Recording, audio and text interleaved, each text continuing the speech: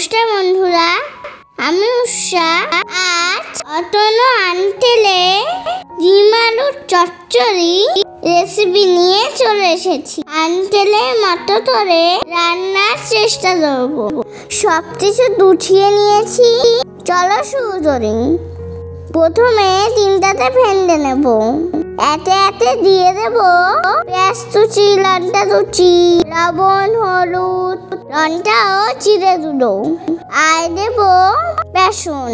ভালো করে মিশিয়ে নেব।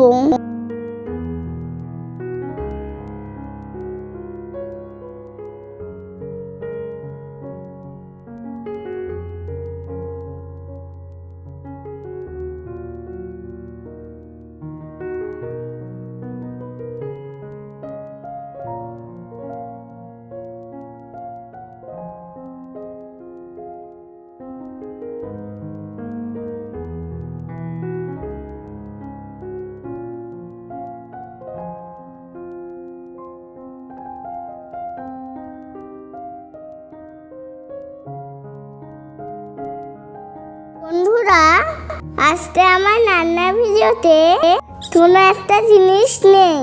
তোমরা তাড়াতাড়ি কমেন্টে বলো তো কি নেই আজকে ভিডিওতে। তাড়াতাড়ি বলো। উনুন ধরিয়ে কড়াইটা বসিয়ে দিলাম। এবার ধীরে ধীরে বড়াগুলো ভেজে নেব।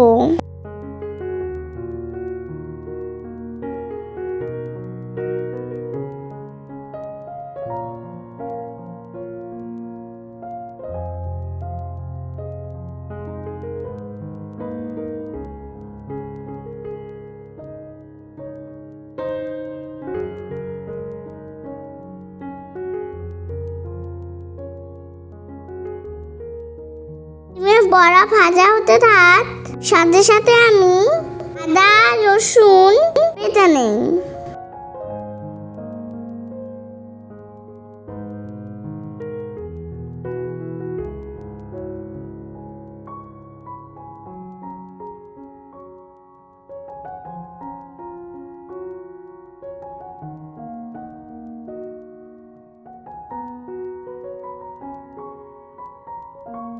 হয়ে গেছে, এবার তুলে রেখে দেব।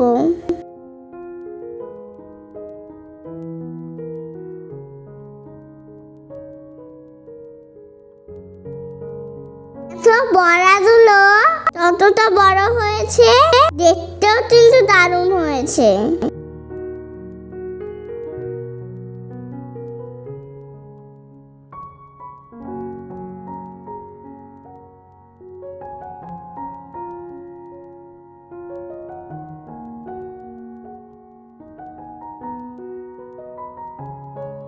এবার ওই তেলের মধ্যে কালো জিরে ফোড়ন দিয়ে পেঁয়াজ কুচি দিয়ে দেব। ভালো করে একটু ভেজে নেব। এরপরে দিয়ে দেব লঙ্কা কুচি আর আদা রসুন বাটা।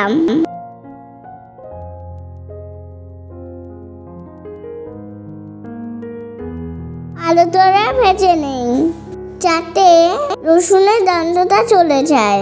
আর বড়াগুলো দেখো কি দারুণ দেখতে হয়েছে। আমি তো লোভ সামলাতেই পারিনি, তাই রান্না তাড়াতে বড়া খেয়ে নিয়েছি।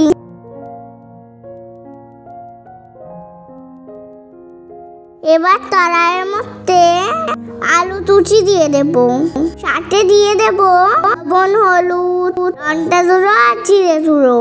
আন্টেল কিন্তু ধনে গুঁড়োও দিয়েছিল, আমি দেইনি কেন আমার কাছে ছিল না।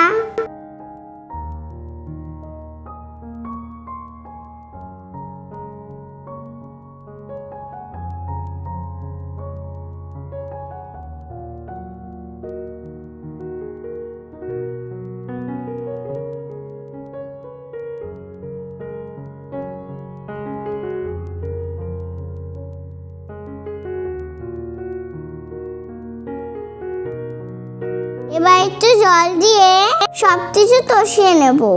অতনু আন্টেল, তুমি যদি ভিডিওটা দেখে থাকো আমাকে কিন্তু বলো কিছুটা তোমার মতই হয়েছে। কষানো হয়ে গেলে এবার ঝোল দিয়ে দেব।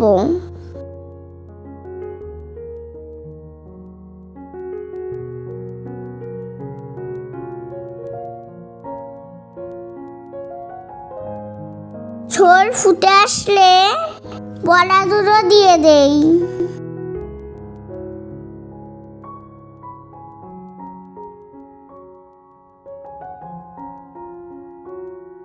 ডিম আলুর চচ্চড়ি রেডি হয়ে গেছে। এবার নামিয়ে নেব। আর তোমাদের রেসিপিটা কেমন লাগলো এটা কিন্তু অবশ্যই জানিও।